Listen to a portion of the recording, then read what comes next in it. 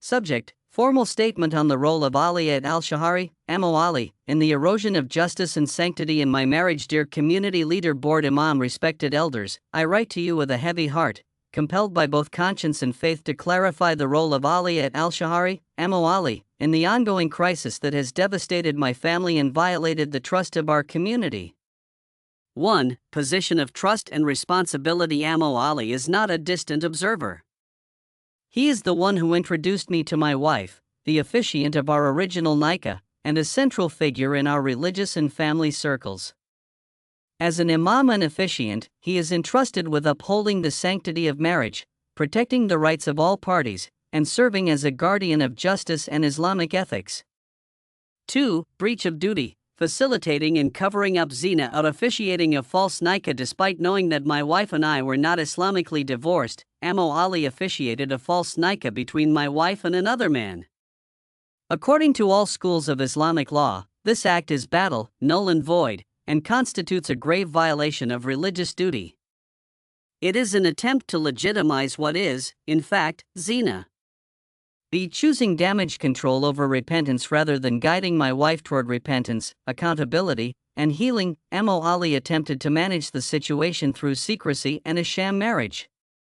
This approach does not address the sin but rather enables and compounds it, betraying both his religious trust and the well-being of all involved. C. Public nature and scandal. My wife has not hidden her relationship or pregnancy, which speaks volumes about the kind of damage control being practiced. Rather than restoring dignity, this public scandal has only deepened the harm. 3. Harm to my wife physically. The stress of pregnancy, compounded by cause and public scandal, is worsened by secrecy and lack of true support. Psychologically, enabling wrongdoing instead of guiding toward repentance can deepen guilt, confusion, and instability. Spiritually, true healing in Islam comes through tawbah, repentance, not cover-ups. Amo Ali's actions have denied my wife the opportunity to seek forgiveness and restore her dignity before Allah. For harm to me, I have been systematically erased from my own marriage and family, not only by my wife's actions but by the very person who was supposed to protect my rights and the sanctity of our union. The pain is compounded by the betrayal of a trusted religious leader and the silence or complicity of the community. 5. Harm to the community. Erosion of trust. When religious leaders enable or cover up sin, trust in religious institutions and leadership is destroyed. Setting a dangerous precedent, it signals to others that grave sins can be managed through secrecy, not repentance, and that the rights of the innocent can be ignored. Spiritual consequence. The Quran warns against those who mix truth with falsehood, 242, and betray the trust of their position. The story of Harut and Marut is a warning against using religious authority to enable harm.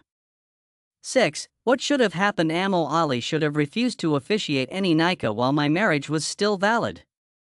He should have counseled my wife toward repentance, honesty, and proper resolution, protecting both her soul and my rights.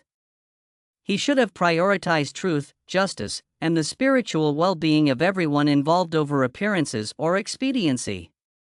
7. Summary table. Action by Amo Ali. Islamic principle violated. Consequence. Officiating a false nikah invalidates marriage, enables zina. Betrayal of trust, no legitimacy. Covering up public zina. Concealment of major sin. Destabilizes family/community. Damage control approach avoids repentance/accountability. Exacerbates harm to all involved. 8.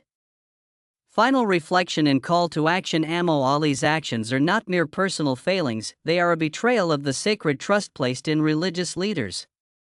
Instead of guiding my wife toward healing and repentance, he enabled her sin and erased my rights.